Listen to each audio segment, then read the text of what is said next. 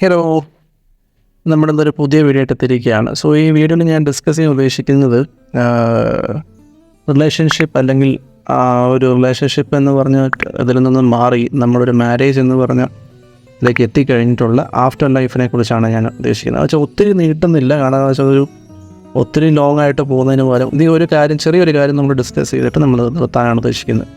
So അത് പലർക്കും അറിയാവുന്നൊരു കാര്യമായിരിക്കും, അറിയാൻ മേലാത്തവരുണ്ടെങ്കിൽ അതൊന്നും കേൾക്കാൻ വേണ്ടിയിട്ടാണ് ഞാൻ ഉദ്ദേശിക്കുന്നത്.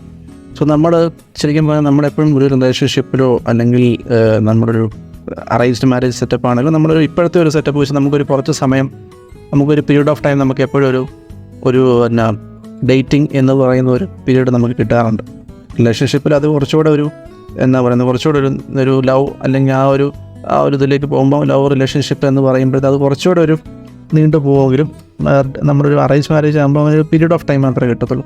സോ ആ ഒരു സമയത്താണെങ്കിലും നമ്മളെപ്പോഴും ചിന്തിക്കുന്നത് അവരുടെ പോസിറ്റീവ്സ് മാത്രമായിരിക്കും. നമ്മുടെ പാർട്ണർ ആരാണോ അവരുടെ പോസിറ്റീവ്സ് മാത്രമായിരിക്കും നമ്മൾ ചിന്തിക്കുന്നത്. നെഗറ്റീവ്സ് ഉണ്ടെങ്കിലും നമ്മൾ അതിനകത്തൊന്ന് ഇഗ്നോർ ചെയ്ത് വിടും. അതാണ് പൊതുവെ നടക്കുന്നത്. സോ അതിനുശേഷം നമ്മൾ മാരേജ് എന്ന് പറഞ്ഞ വലിയൊരു കടമ്പ കഴിഞ്ഞ് നമ്മുടെ റിയൽ ലൈഫിലേക്ക് കടക്കുമ്പോഴത്തേക്കാണ് ഈ പ്രശ്നങ്ങൾ സ്റ്റാർട്ട് ചെയ്യുന്നത്. സോ സത്യം പറഞ്ഞാൽ ഇതിൻ്റെ അകത്ത് എനിക്ക് മനസ്സിലായ ഒരു കേസ് എന്താണെന്ന് വെച്ചാൽ കമ്മ്യൂണിക്കേഷൻ എന്ന് പറയുന്ന ഒരു സംഭവം വളരെ ഇമ്പോർട്ടൻ്റ് ആണ്.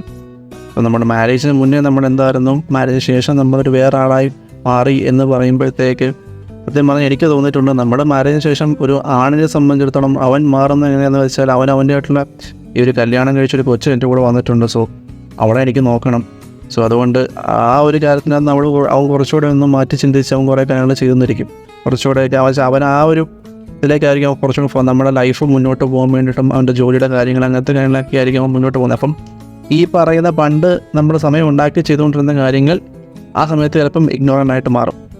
സോ ഒരു പെണ്ണിനെ സംബന്ധിച്ചിടത്തോളം ഒരു പെണ്ണ് പല കാര്യങ്ങളും അക്സെപ്റ്റ് ചെയ്യുന്നുണ്ടാവും. നമ്മൾ പറയാതെ തന്നെ അവളുടെ ഒരു വിഷമം നമ്മൾ കേൾക്കാൻ വേണ്ടി അവളുടെ കണ്ടറിഞ്ഞുള്ളൊരു കാര്യം നമ്മൾ ചെയ്യുക എന്നുള്ളൊരു സംഭവം ഉണ്ടാവും ഒരു പെണ്ണിനെ സംബന്ധിച്ചിടത്തോളം. അങ്ങനെ കുറച്ച് കാര്യങ്ങളുണ്ട്.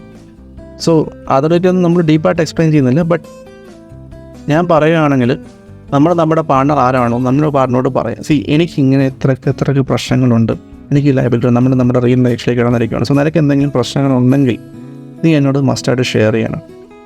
അതല്ലാതെ എന്നോട് ഷെയർ ചെയ്യാതെ ഞാൻ തന്നെ അത് മനസ്സിലാക്കി ചെയ്യും എന്ന് വെച്ചുകൊണ്ടിരിക്കുകയാണെങ്കിൽ എനിക്ക് അതറിയത്തില്ല.